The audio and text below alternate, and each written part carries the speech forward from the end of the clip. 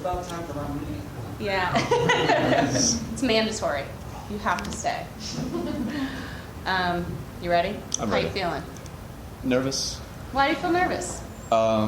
It's just weird to be back. It's weird to be back. Yeah, You but hiked an entire trail. I think you're fine. I know what it feels like to feel like you're going to die. So, haven't Yeah, died well, yet. I want to get to that. Let's Yeah. start with, so how long have you been back? How long have you been off the trail? Been off the trail for maybe 11 days. Been back in Atlanta for like 4. Okay, so this is really fresh. It's very fresh. So you haven't even fully processed. We're going to help you do that. Thank you. I mean, Yeah. what? This is the worst team to help. This is the best team. It's why I left. Yeah. All right. So you resigned end of March, right? Yep, I did. Okay. So how many people are new since March? So we raise your hand. We have lots of new folks that don't know Kenneth. Okay. So for the new folks, tell them how long you were a MailChimp employee and what you did and why you left us. I was working in account recovery for the most part. Started in support and came over to compliance like a year after that. And I was here for 5 years. I don't remember if I just said that or not. It's a tick of the nervousness, I guess. But yeah, and so I was just doing that. And I kind of have this thing in my life where I just want to do something after not doing something for a long time. And MailChimp is a generous, good place to work, so they afforded me to take a little walk, I guess. So, yeah.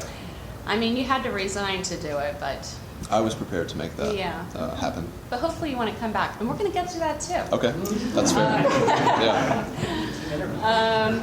All right, so he resigned to fulfill this dream of hiking the Appalachian Trail, which has also been a dream of mine that will probably remain unfulfilled. So selfishly, part of this is for me. So hopefully you'll enjoy it. We're going to use this time. Yeah, catharsis, Yeah, so I assume that everybody knows what the Appalachian Trail is, but why don't you start by explaining what it is? Sure. So it's like a 2,200 mile. Forgot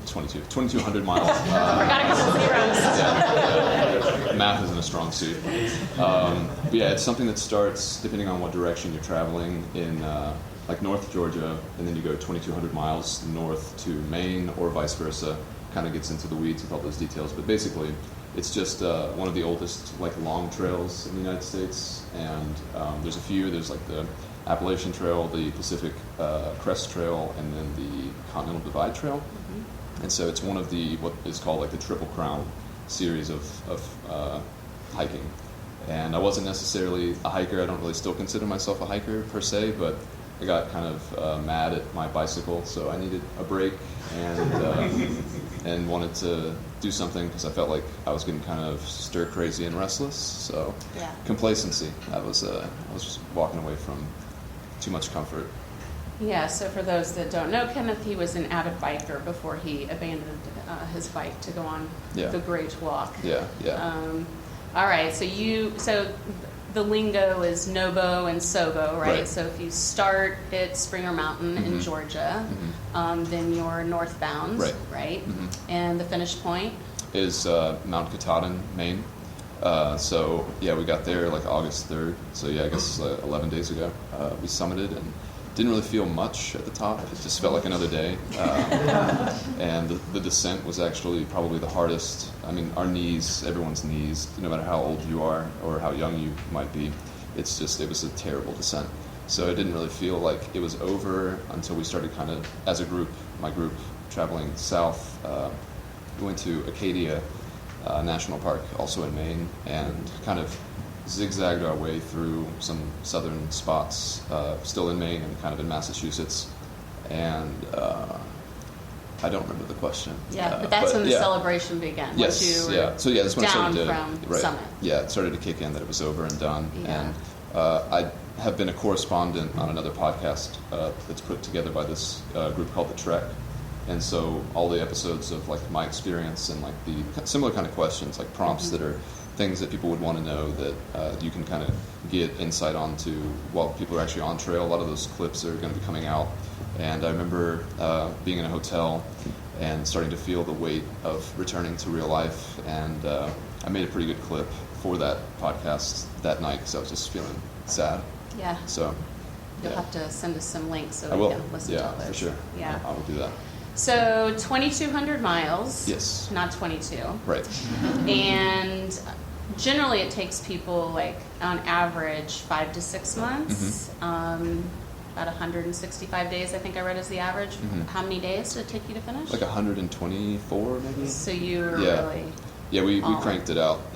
The group that I was with, who definitely deserves mentioning, we all kind of met early on in the beginning, like the first 100 miles or so.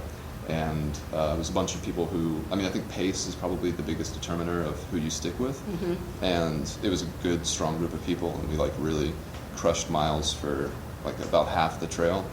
And then we were kind of able to rest more, so like rest, like 20-mile days instead of like 30-mile days, which makes a big difference. But yeah, the pace was pretty quick for our group. Yeah. So were you trying to crush it? Like you wanted to get it done as quickly as possible, or that was just like your natural speed?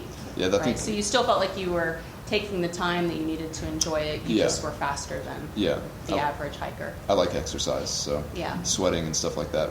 Exercising all day long is kind of a fantasy, and I was able to do it for until it became distasteful. Yeah. So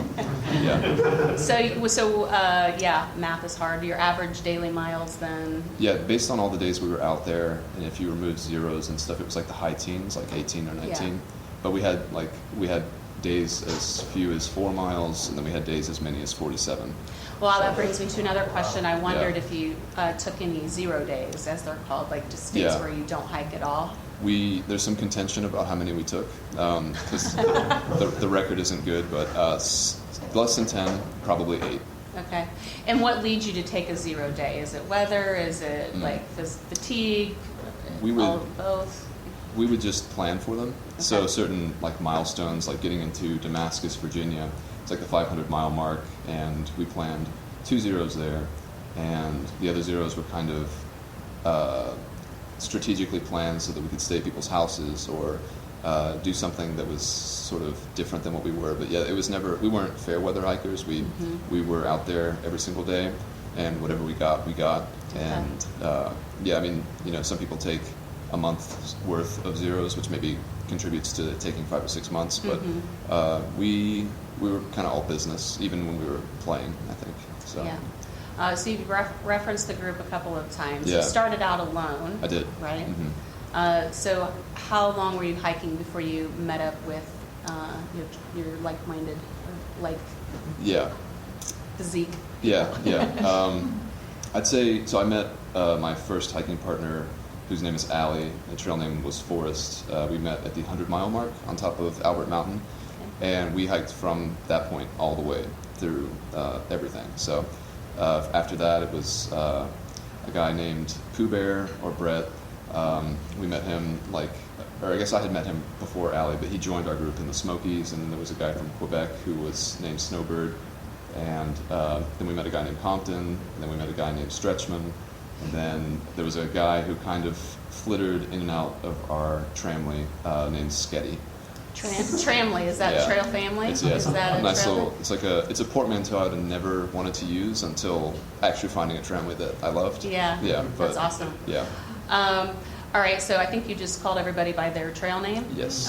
So tell us about trail names and what was yours. Oh yeah, that's a good topic for sure. So I don't know. There's like this weird culture on the trail, and there's like this I don't know. It's an anonymity that I guess you can assume, and you get sort of people will give you a trail name based on something that you did or said or something about you maybe. Like if someone is tall, they might be called Stretch. Stretchman in my group, he was really inflexible but very gung-ho about trying to stretch. So he would often be stretching, but it was just like pathetic. Like he was not able to grab anything. So stuff like that. There's always a story behind it, and when you meet someone, you get to tell them what your trail name is, and if they're interested, they can ask you about it. So it's just like an easy point of conversation. And so mine was Moron. It wasn't gifted to me in the traditional way where like there was some sort of obviously it was a bit confrontational.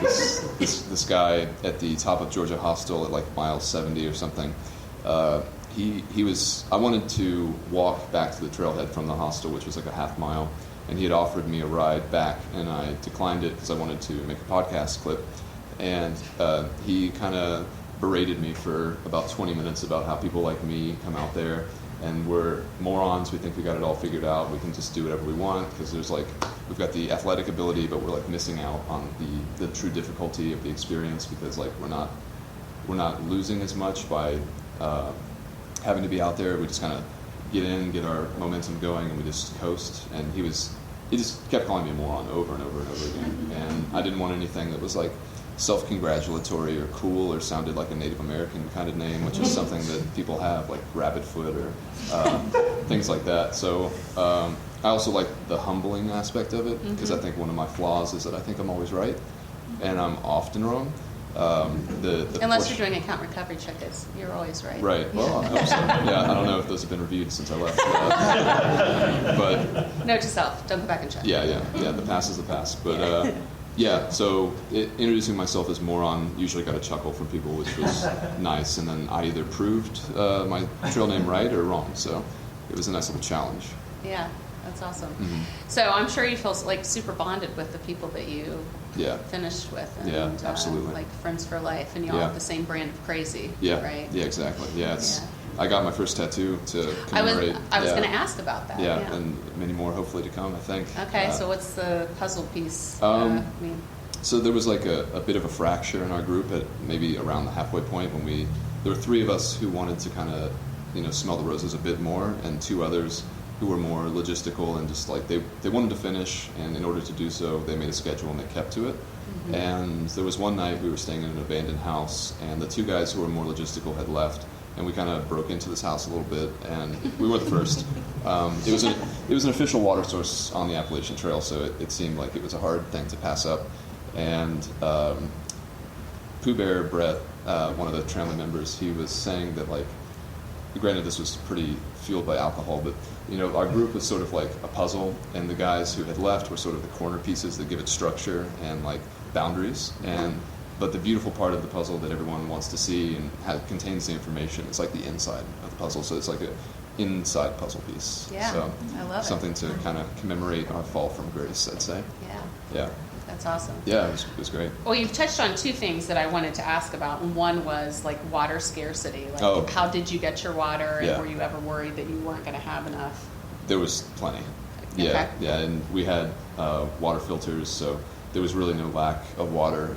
There's like all these different guidebooks that you can have, and they're very, very precise with where water can be found and like what the quality of it is. And generally speaking, especially with all the rain or on the Appalachian Trail, the water was fresh, and you probably didn't need to filter a lot of it, but I don't like being sick, so I drank through a filter always, and never wanted for much. There were some stretches where maybe we were a bit parched, but it was you always knew, like within 10 miles for sure you could get something to drink.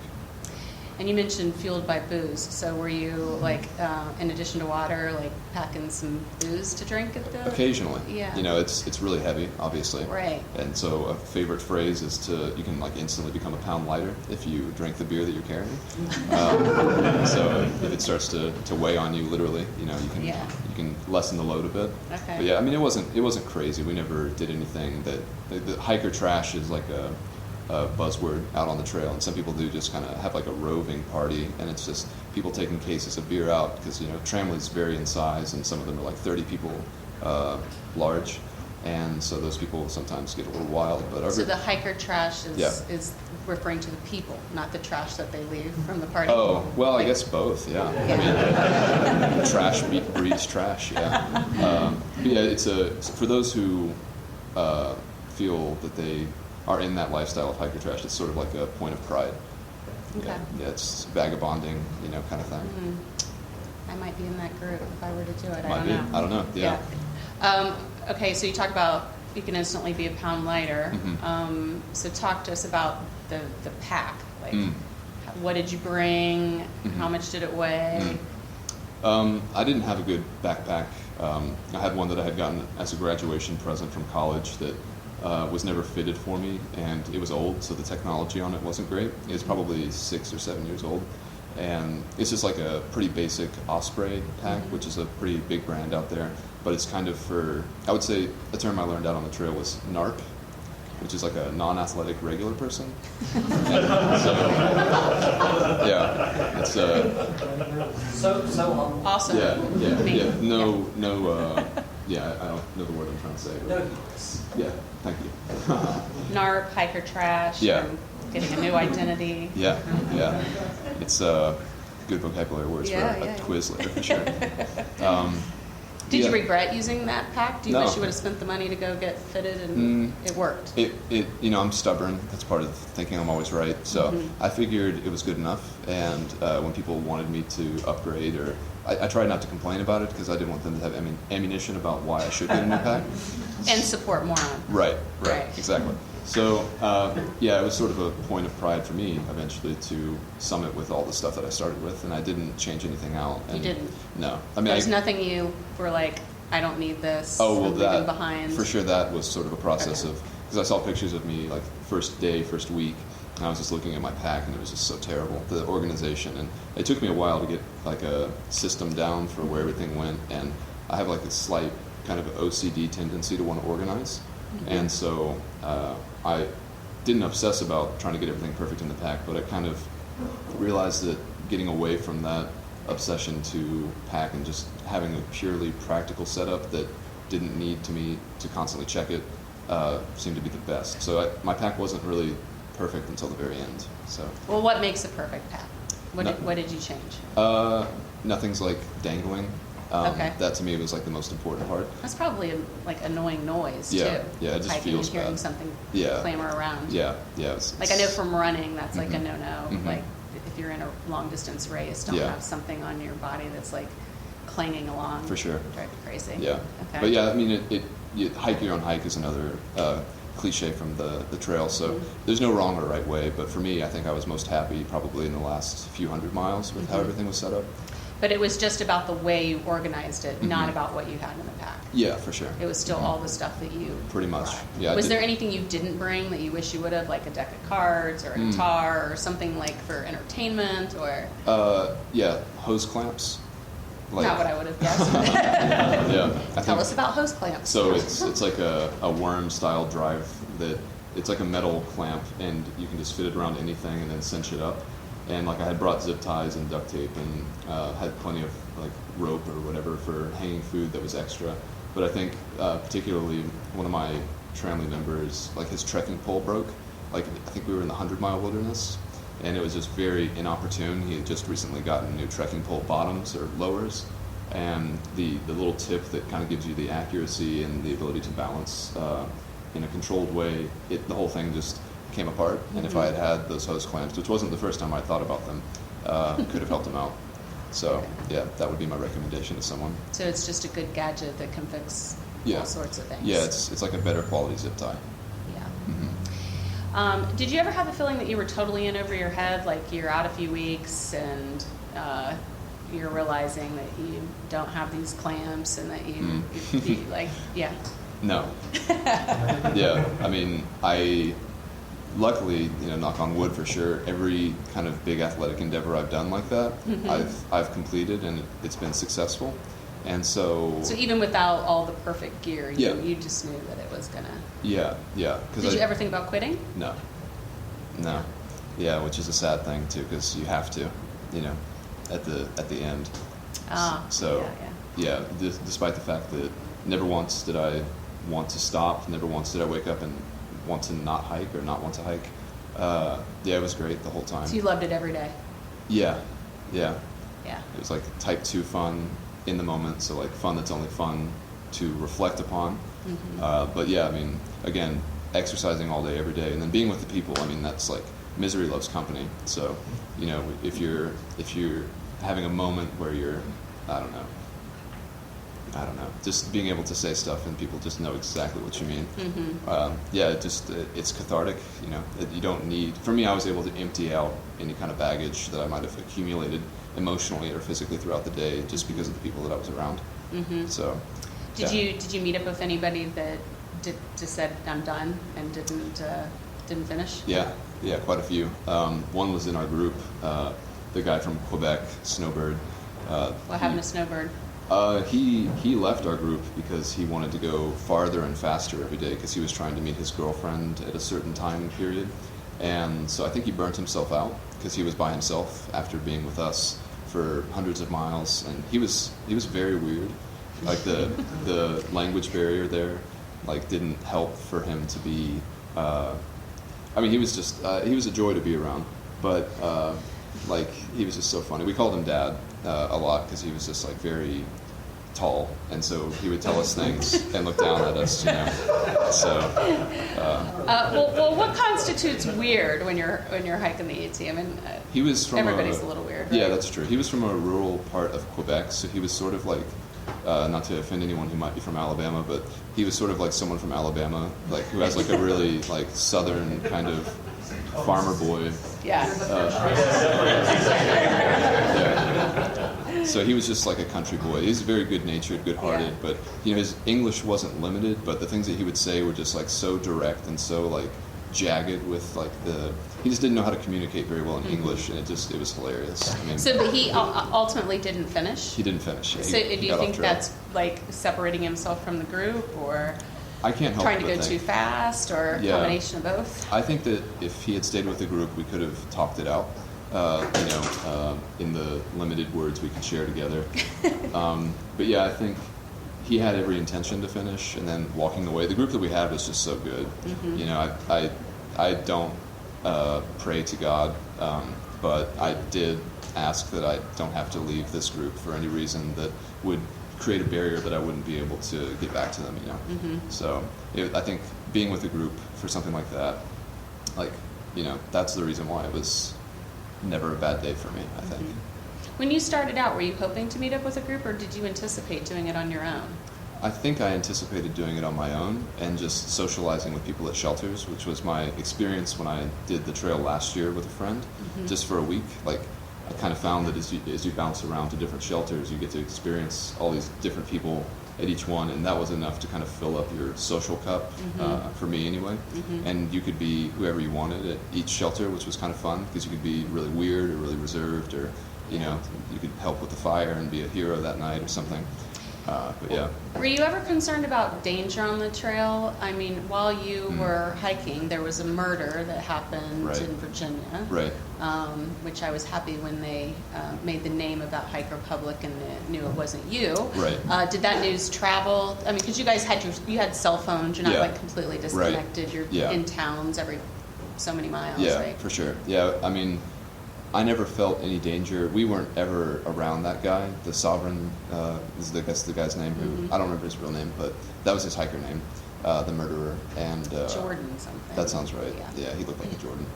Do you know his name? No, were you aware of that when you were in that area, or was there chatter about it? Yeah, there was a lot. Yeah, for sure. Like, cause you know we do have access to phones and stuff. So like the Appalachian Trail Reddit page was like glowing about it, or not glowing, but you know it was all over the place, and we had news media, and like we were a few hundred miles north, which I guess is lucky for us because of our pace and everything. Like the guy who did all that bad stuff was with like what's called the bubble. So like the majority of hikers who I guess have not an accelerated pace, they kind of clump up together, and that's I guess where all that stuff happened. Yeah. But yeah. But it didn't impact your confidence or feeling No. of security? No, or- no. I mean, Yeah. I think I might have been a little uneasy when I first started the trail, sleeping in nature and stuff like that, because I would wake up and I'd hear things. But it takes probably less than a week to be desensitized to that. And statistically speaking, it was kind of encouraging in a way, because it's just like, what are the chances that there would be 2 murders on the trail? Like, That's one way of looking at it. yeah. 'Cause, Well, yeah, so there's, human predators, and then, Yeah. there's the non-human predators, Right. or, trees that fall and kill That's true. people. That's more likely. That happens. Yeah, lightning. Bears, Yeah, lightning, yeah, right. for sure. So it sounds like you were more concerned about those types of dangers versus Yeah. bad guys. Yeah, definitely. Yeah, the hierarchy there definitely has people at the very bottom of fears, for sure. So every night when you're setting up camp, are you doing like a survey of the trees to make sure they look healthy and one isn't going to fall on your tent, or what's that process? Occasionally. I probably should have done it more than I did. I think we stayed in shelters a lot too. So Yeah, I think there were like 265 shelters along the 2,200 miles. Yeah. So how did you stay in one as often as they were available? Or? Kind of, yeah, because as soon as we left the bubble, like, space became more available. So there were many, many nights, especially after getting, I guess, past the halfway point, where our group was pretty small, so we could roll up to a shelter, and there'd usually be enough room for however many of us were there. If you didn't prefer to tent for some reason, which some of our family members did. But yeah, I mean, that's super easy. Just throw your sleeping pad down, your sleeping bag, and you're basically done. So we always preferred that. Yeah, and by shelter, this is not any kind of fancy accommodation at No. all. It's just like some walls and a roof Yeah. so that you're not exposed to elements. Right, some of it less exposed, yeah. Less exposed, Yeah, right. because it has one wall that's open. Right. Right, so wind and rain, if it's bad, it can definitely get into the shelter, depending on the orientation of the shelter and the conditions of the weather. But yeah, yeah, So, Is that like a lean-to made out of Yeah. logs? exactly. Yeah, that's precisely what it is. so did you prefer the shelter versus sleeping in your tent? Sometimes, it's nice to be in your own space, kind of in a tent, and be able to do whatever kind of like body checks you need to do to make sure there's no ticks, or if you want to do some writing, you don't have to worry about your light messing with people's eyes or stuff. If you want to listen to music loud, which I like to do, it was nice to have that seclusion and not feel like you're bothering people. So I guess it depends on whether or not you have the capacity to bother people with what you want to do. But yeah, so back and forth between the two, for sure. Yeah. So any injuries? Nothing terrible, but one day my shoes had kind of torn up my heels. I had some Solomon shoes, and it happened with a couple pairs of Solomons that I had. So my heels were like bloody and raw, and so I couldn't wear them anymore. And I decided to do a 17-mile hike in my Crocs, which was terrible. And the Crocs were with you because they were your camp shoes? Right, yeah. Yeah, so that's something that you learned when you did your shorter hike earlier. Right. Or the year before. Yeah, exactly. Right, that you Yeah. wished that you would have bought camp shoes, Yes. because at the end of a long day of hiking, that's like a small luxury to be able to change your shoes. Absolutely. If it's Okay. a rainy day, or if you have your feet, they swell a lot after all that walking. So the Crocs in particular are pretty wide. But yeah, Crocs are an essential, or any kind of camp shoe is an essential, and trekking poles, I would also say, are something that everyone should have. But yeah, I hurt my Achilles tendon, I guess. Hiking in Crocs. Yeah, Yeah. yeah, so- Moron. Yeah, there you go. Living up to it. So yeah, so the day after I did that ill-advised hike, I had to go up mountains sideways because I couldn't stretch my foot to go in an incline without excruciating pain. And that was actually the only day that I didn't spend with my family on trail, because they were going to go another 10 miles to a town, and there was a hostel that was 10 miles from where we were. So they were going for a 20-mile day, and I had to tap out at that hostel because I just felt nauseous with how it was just bad. Yeah, but that was the worst of it, and it wasn't even that bad. I enjoyed it. Yeah, how many days did it take you to recover? Because you're The not next stopping. day, yeah. So you were fine the next day. I discovered ibuprofen, and then I did, to catch up with everybody, because I was separate, I did a 14-mile hike, which was I did 14 miles after 4 p.m., and so that was my first solo night hike, and it felt I don't know, it was very disorienting to hike in the dark and to be by yourself, but to have a goal. It felt like a magical walk, kind of. Well, and you wanted to catch back up to the tramline. Desperately. Right. Yeah. Yeah. They didn't consider slowing down for their I didn't want to ask. injured Yeah. comrade? Some questions are better unasked, I guess. I wouldn't want to hear no. Yeah. But at the Okay. same time, I don't know if I'd want to wait for somebody else. Because, Right. that's, you can figure something out. I could have done a 30-mile day the next day or something, but wanted to get there that night. So I did. So did you repair your shoes, or you you just put the bad shoes back on after the Crocs, or what was the shoe situation Yeah, I guess I just kind of taped them, my heels for a while, and just endured. with the duct tape? I did use duct tape, which was bad, because that ripped off some of the flesh that was already not gone. But, it's a learning process, Yeah. painful one. But again, those kind of injuries are just kind of par for the course. I mean, it's like everybody's going to have some kind of foot something, right? It's just so for many sure. miles. Yeah, and if that's the worst that I got, which it pretty much was, then it's a blessing for sure. Yeah. Yeah. No ticks when you did the tick check? I had like maybe 10 ticks. Okay. They were the big boys, which don't transfer the Lyme disease. Okay. The small ones are, I guess, even like they're like the size of a fleck of pepper or something. And I don't think I had any Those are of more those, dangerous? but those are the bad ones. Yeah. Yeah. So Do you have to like burn them to get? How do you get the tick out of your skin once it's? You just take tweezers. So I had a Swiss Army knife that was employed very often for many different things, and you just take them by as close to the head as you can get, and then pull it out, and then just pray. Yeah. Yeah. Yeah. So, yeah. Wow. Not yet. Yeah, feel good. But apparently there's some asymptomatic Western strain of Lyme disease that I guess doesn't actually have that bullseye thing, and like you don't necessarily get the fever and the chills or whatever.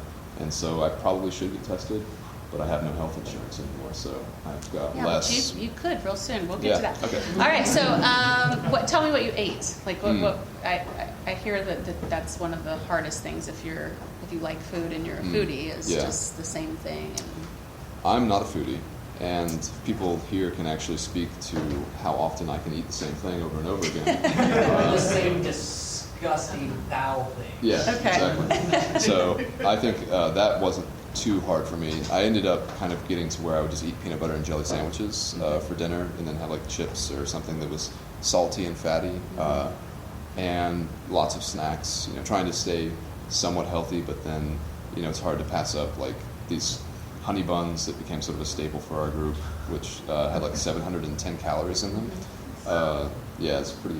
yeah, it makes you're burning so many calories. Right. Did you lose weight? I don't think so. Yeah, you not look- considerably. Yeah. Yeah. Did you wear like a wearable that counted your steps? No. I would Yeah. love to know the total number of steps that you took. One of my group members had one, and he's actually going to export the data, so I can give you an approximation of what we Okay. did for sure. Yeah, I'd like to know. Yeah, I wanted to not do that stuff because I was very, very focused on that for the bike. And so an opportunity to not be able to look at anything was Yeah. something I wanted to indulge in, Right. for sure. So did you have support from like family, friends that were sending you packages, or did you Yeah. plan ahead and send yourself packages? Like they call them like bump boxes or something. Yeah. Yeah. There were a few. It was kind of a logistical nightmare to figure out how to tell people to send things where. My parents wanted to really badly, and so they did send me one package that I got in Massachusetts during one of our 0 days because that was pretty easy to coordinate. But yeah, I kind of just said no when people asked if I wanted anything, just because I didn't want to have to. You'd have to make the whole group steer in that direction to make sure that you got to the post office that day. Mm-hmm. And the post office, if it's a Sunday, it's closed. The hours are typically abbreviated compared to other businesses. So it was always better just to go in and get what you needed from wherever you were. So And then try to have packages sent to you. absolutely, Yeah. in my opinion. Anyway. That makes sense. Yeah. How much money did you spend? So I own a house thanks to MailChimp, and so I continued paying like those kind of bills. Mm-hmm. So all in all bills considered, I think about $13,000.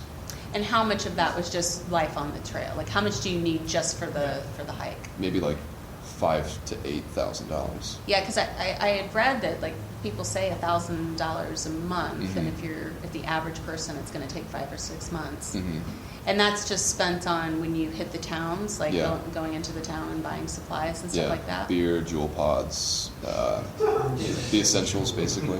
Yeah, the essentials. Yeah. Yeah. Yeah. So it's more expensive than I would have imagined. You could do it for cheaper, but I also like to buy things for people. So I like to be the one who bought the beer, and like if we wanted to get a pizza, like I didn't mind picking that up, especially for people who might have been in the group who were like in a different financial situation. Like I've always enjoyed kind of filling that role. Yeah. So Generous. I suppose so. Yeah. Yeah. So you hitchhiked, I'm sure. Yeah. That's part of the experience. Mhm. Yeah. So how does that go? You like the trail intersects in a town is so many miles away, and you just put your thumbs out. Yep. Yeah. Yeah. And yeah, in the South, there was a lot of people who gave us rides who were either actively drinking or beers in their cup holders, sometimes offering us beer, which kind of makes it better because at least you're not 100% sober while you're driving with them. Right. But it was pretty easy. We were good at hitchhiking. I would always start my stopwatch and time it to see how long it took, and it never took more than 25 minutes. Okay. even in some of the conditions where it seemed hopeless, like late night, raining, on a road that doesn't have a lot of traffic. The trail provides another Yes. trail cliche, Yeah. but it's true. Yeah. Mhm. That's cool. Mhm. So what's the weirdest experience that you had, if you can narrow it to? Hmm. The weirdest. A lot of weird stuff happened, and I'm aware of where I am to comment on this. This is a safe place. I don't know. Got some stories. Okay, yeah. Well, you can tell us those after we stop recording. Yeah, I'm just trying to think. It's a good exercise to think, because that's a pretty good question. The weirdest thing. I mean, we stayed in a bunch of abandoned houses, and that was always kind of weird because it had sort of haunted vibes to it, and also kind of like the sovereign thing with the murder was sort of in the back of our minds. So, some sketchy places we stayed where we did, I don't know, just doing things that I would never do by myself, but being in a group kind of makes you feel more comfortable, and it seems Like like breaking into an abandoned house to stay there. Yeah. I'm almost 30, and that's not really on my menu usually. Yeah. I'd probably just go with the other guys who are like the corner pieces of the puzzle. But I had to say like yes a lot on the trail, which was freeing, because typically control is something that I really like, but not having control and having to go with things so that they'll work out was refreshing. Yeah. So that was sort of a theme of the whole thing. How often were you checking in with like family and friends at home? Because I know you wanted to disconnect and Yeah. not be on the phone. And Yeah. When they would reach out to me, I would reach out to them to respond. But yeah, I didn't actively do things to let them know where I was. I don't take a lot of pictures unless it's my sandwich. And so I wasn't like saying like, here I am at this mountain. I know I or- followed you on Instagram expecting to get like the blow by blow, Yeah, and that yeah. didn't happen. So that's why we had to arrange this. Yeah, right. Yeah, that's good. Yeah, I mean, I'd rather talk about it than take Yeah. a picture. But yeah, so yeah, when my attention was requested, I gave it. Okay. Yeah, but Do it you, was do you nice. still have a girlfriend that you came home to? Well, we were actually in the process of breaking up. Oh, So- I'm sorry to hear that. No, it's okay. It's for the best. Okay. And it's amicable, and it's friendly. I'm helping her with everything, like moving out and Okay. stuff. So, but yeah, that was an interesting part. I wouldn't say the weirdest, but certainly a weird thing for us to both kind of come to that same conclusion. And I think the trail helped facilitate that, obviously, because I was gone, and that's probably why it happened. But yeah, I mean, it was like something that was natural and probably needed to happen anyway. So. Yeah, a lot of change coming back to. That's Yeah, why I I'm guess so so. nervous. Yeah, well, I wanted to ask what, acclimation back to normal life in society has been. I mean, it has to be really weird Yeah. spending, 124 days Yeah. in the wilderness, Yeah. and then suddenly you're like back in drywall. Yeah. Are It you sucks. sleeping in a tent in the backyard, or what do you? Well, I'm sleeping on a couch, but yeah, I don't really want a tent for a little while. But yeah, being back is not great. There's the post-trail depression, which I think is a term. It's like tramway. It's like stupid, but then once I actually have it, it's like I guess that's a real thing. Yeah. But yeah, it's lame to be back. I mean, I can relate to that in a small piece because there's a post-race depression. So like after every Right, marathon, right. there's like Absolutely. like you feel the victory at the Yeah. finish line, and then you're like depressed, like Right, it's over all the right. training and the Yeah. anticipation. Exactly. Yeah. And for it to have such a tangible, firm, and like unambiguous end to it too. It was just like it was weird because I just felt like I had so much momentum, and then it necessarily had to stop. So yeah, trying to work on planning other things in the near future to kind of get a little taste of what I had, so that it doesn't. I don't want to not have stuff like that in the future, because that is a sad thought. Yeah, Definitely. for sure. Mhm. So what is the biggest struggle? Is it not being in nature? Is it being around a bunch of different personalities? Is it just like the change? Like, can you pinpoint what's the weirdest? I guess it's or the like- hardest. For me, anyway, I really had a taste of like spontaneity that I'd never had before. And coming back here now, it's like I feel the confinements of having to do things out of like financial obligations, or I don't know, the structure of everything is not so free. So it's a loss of freedom and like a loss of autonomy, because we could do whatever we wanted any single day, and we did develop patterns and routines and habits out there, but they could always be broken. But it's not like I can't pay my property tax bill, which is what I did the first thing I got home. So instantly lost $4,000, which is pretty cool. But yeah, I mean, it's just it just feels like it's a heaviness that's like it's not necessary for life, but it's like necessary for this kind of life. And so I'm just kind of straddling and teetering between like, do I want to go back to that, and is it just going to shoot me out again somewhere else because I get dissatisfied? And then, you know, I don't know if I want to waste. I didn't waste it, but I don't want to spend another 5 years just building up steam and then have to leave again. Like, I'm trying to think if there's a way that I can continue with all the momentum that I have and go do cool stuff that would be really meaningful while still not being destitute and penniless, I guess. Yeah, so, if you figure it out, let me know. Yeah, I don't think anyone's ever figured that one out. So, yeah, but that's the struggle for me. It's just like, I don't want to go back to being who I was, really. Yeah.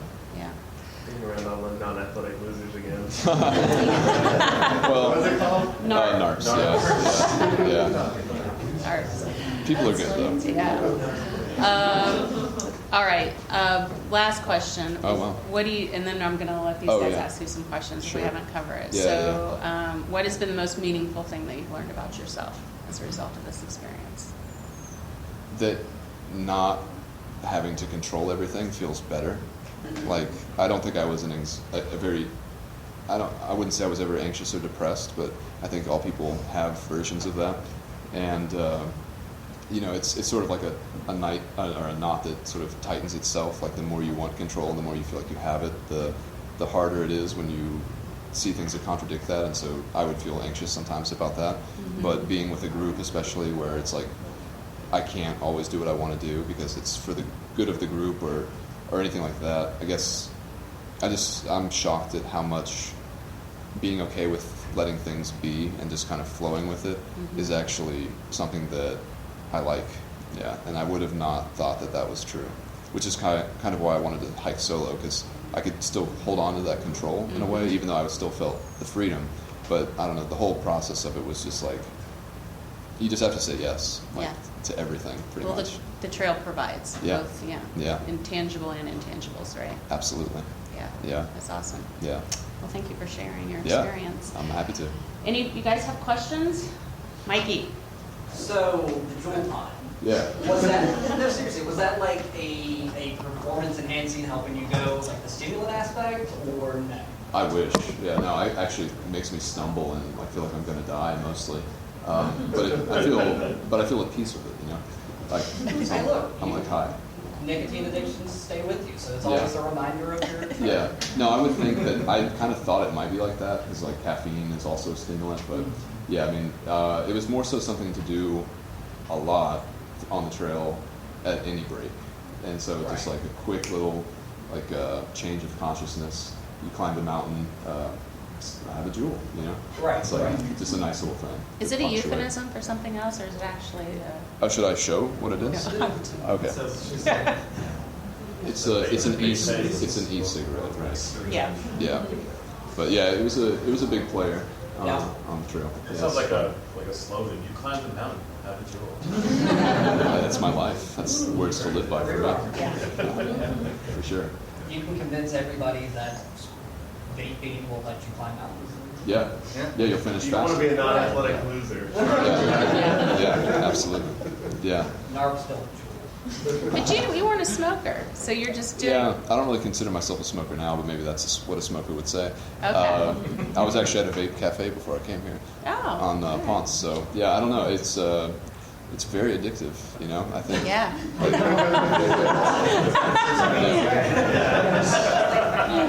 Hike the AT, come home so you tell me addicted. the thing you learned is that nicotine is addictive? I can confirm it now. Yeah. I've heard it my whole life, but I was like, it's probably not that He knows addictive. firsthand. But, yeah. I mean, the first time I ever had it was at one of the 0 days, and I was like listening to Cardi B in the back of a car, and I got like so sick.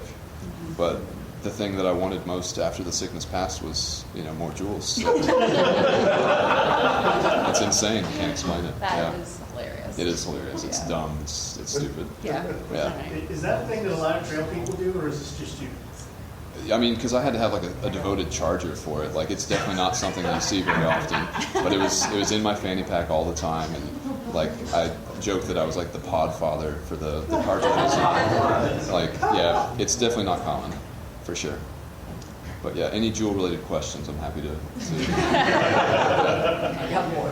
Thank you for digging into that more, Mikey. All right. I'm just asking the questions on everybody's Yeah. mind. Right. Any other questions? Cruz. What did you do with the remnants of the frog tops? Oh, so do you know that I cut them? Yes. So I just threw them away. Oh. The remnants anyway, yeah, because I was starting to realize that I didn't need to have like a surplus of things just in case. Like, I kind of knew what I would probably need, and I didn't have to have a ton of them if an emergency happened. So yeah, when I cut my frog tog bottoms, they were quickly discarded into the trash. That was actually, I cut them the day that I did the 17-mile hike in my Crocs. So I do recall that trash can, because that was a very painful place to get to. Could you elaborate on what a frog tog is? It's like a Walmart waterproof suit. A lot of my stuff was Walmart. A lot of my gear was from Walmart. That raises more questions than it answers. So it's like a trash bag. It's like a poncho. It's like a. Gotcha. It's so cheap. Like, It is cheap.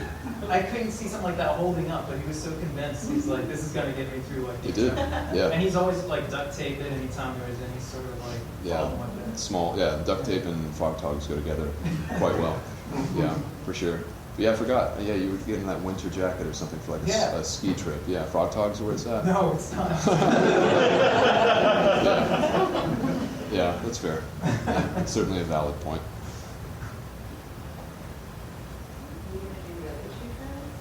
I'm in conversations with my Tramley members about doing the long trail, which is like in Vermont, and it's actually kind of parallels the AT for about 100 miles. So we did about half of the long trail just doing the AT, and that's like the most immediate plans that we have, or that I have, to go hike again in any kind of like concerted way, I guess. I think I probably would do the other ones, but I don't even know. I have no idea. I would like to say yes, but I don't know if I can commit to saying yes, because that would be farther in the future than I'm looking at the moment, I guess. So maybe. Yeah. So, you mentioned not wanting to go back to who you were, but, Yeah. but it was also mentioned that you might have insurance again. So, are you coming back? Not as of this moment. We haven't been in those talks yet. Yeah. Well, Yeah. let's have an interview. We just did. Yeah. Yeah. Well, I've joked since you, which of course you know you're eligible for rehire. You left in great standing, and you're, did phenomenal. You're a phenomenal Yeah. engineer on the team. And I have joked to the managers when we've talked about it. I'm like, well, he's either going to be so ready to like have insurance and income again that he'll be like, yes, or he will have had this spiritual awakening where he's like, I can no longer be a slave to the man. So Yeah. Sounds like more you're- column B. Yeah. Are you Yeah. going to sell everything you own and then just move into the woods and walk back up and down the trail for Maybe. Become a legend. It's an option. It's definitely Trail something. man. Yeah. Trailman. Yeah. There you go. Yeah, it's something I'm considering. I don't know. Yeah, I wouldn't say no. I figured out you don't need health insurance because nothing happens out there. You're fine. Body heals It's itself. Yeah. No. Sometimes people get murdered, But with but mostly you're yeah. fired. Yeah. That Juul stuff you don't have to worry about for 30 years. Yeah, exactly. Pick 10 ticks off of maybe. Yeah, we'll see. How often did you charge your phone? How often did you end up using your phone, or was it like not even a lot? So I had like 2 external batteries that I carried with me. Neither one of them ever ran out of juice, I guess. And so I would just charge it at night. And my phone is kind of low battery usage anyway, so I could listen to music or podcasts all day, and it would really not take down more than like 20%. But I like to start with a full tank. So at Would night, you listen to music and podcasts during the? mostly music, but yeah, for sure. Muse and cruise all day. So there wasn't like a lot of talking amongst yourselves? We would talk, but we had a pretty fast pace, so it's kind of breathy. Save the conversations for the Juul. Yeah, It wasn't That's that. It's not a smartphone though. my phone. Yeah. It's Is that some sort of, are you taking it? Taking a shot at you. I don't know what point you're trying to make. It's a very smart phone. He's attacking your choice of poncho. Yeah. He's attacking your. He hates all my stuff. Yeah. Okay. Yeah. What was the most scenic spot that you definitely remember that you got to? Probably, so in New Hampshire, it's like the White Mountain Range, which was the hardest part of the trail, and we had no idea how difficult that was going to be and how, our aspirations to pick up the pace so that we could get to Katahdin faster. That's like when you're above tree line, and the hiking is really, really hard, but the views are pretty amazing. And most of the trail is actually covered by trees and stuff. They call it the Green Tunnel. And so for that brief span of time when you're actually going above the tree line, it's pretty amazing to actually see for miles, like panoramic views, as long as you have good weather. But yeah, it was that area in particular. I mean, you have to work to get up there, but once you're up there, it's pretty sweet. Is there like anywhere oxygen kind of deprivation might be that high, or I don't know. I was you got kind of, faster? yeah, I was juuling the whole time, so I had myself. The most unexpected revelation of this experience. Is Yeah, I'm an idiot. Like, I'm sold. I'm gonna go buy one. yes, $35. Yeah. It's the greatest commercial I've ever Yeah. sat through. It's all about the jewels. This is what I wanted. As a result of this. Yeah. How much are you making, Elaine? Right. Do you want to step down and share your fake knowledge? You say all I would ever say. Oh yeah. It's only good. Have you done this? Yes. You did it. Yeah, all right, you're a Oh, guest the speaker jewel. next Okay. week. That's what No, not the trail, just the jewel. Yeah. Yeah, the jewels is pretty sweet. How many pairs of shoes did you go through? 3. This Wow. is the 3rd. So this is actually my outfit. Yeah. Yep, this is it. So read them and weep, Yeah. Yep. Did they this just is- just die? Oh, It fell apart. Yeah. Oh wow. Yeah. Just the surfaces are pretty rough out there. 2,100 miles. Man. Yeah. That's a lot. So you're talking about your iPhone and stuff. I'm wondering, did you run into anyone either on the trail or online who's like, you kids today with your iPhones and stuff. Back in my day, all we had was a compass Yeah. that you had to make from a cup of water and a magnetized needle. Yeah. Absolutely. The purists out there for sure. Yeah. No phone, just paper maps and stuff that were wet because they didn't have a phone with a map instead.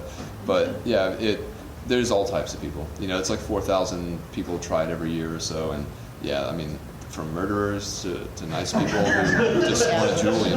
What's the percentage of success out of that 4,000? 1 in 5. Yeah. So yeah, we joked about that the whole time, and 5 out of 6 made it. Yeah, like if we would joke like if you fall off this ledge, it kind of increases my chances. Well, you don't really need maps, right? Aren't there the white blazes, like Yeah. the white paint, like every Yeah, it's 70 feet or something? It's not bad, but Do you sometimes actually need a map? It helps for finding water, finding where the shelter is, kind of orienting yourself. Right. So the trail itself, you could just walk for sure, but if you need to make any kind of plan, I'd say the guide is essential. Yeah. So yeah. Aside from for music, would you have any other apps that you use, like tracking maps or No. Is there an Appalachian Trail map? Yeah, there's one called Guthook that is okay. pretty universally used by everybody, and that's a pretty good one because it's a lot more interactive than like the PDF that I was also referencing a lot. Mm-hmm. So yeah, Guthook is a good source for sure. Oh, cool. Yeah. Does that have stuff like, oh, here's a shelter, here's, a town? Yep. And it would tell you how far it was in front of you, or if you wanted to reference something that you had left to see how far you had gone. And it would also tell you where you were in the moment. So it was pretty great. That's really cool. Yeah, Well, technology. it's 2 o'clock and we've got Yeah. people waiting for the room, but if you guys want to still talk to Kenneth, we can, he'll be around for a minute. You Yeah. can catch up. Thank you. Thank Seriously, here. Yeah. I'm so happy. That was great. Like that was the best hour in the meeting. That was fantastic. Best team you've ever had. Great. Wow. Dude, that sounds like the adventure. That's Dude, rad. it was great.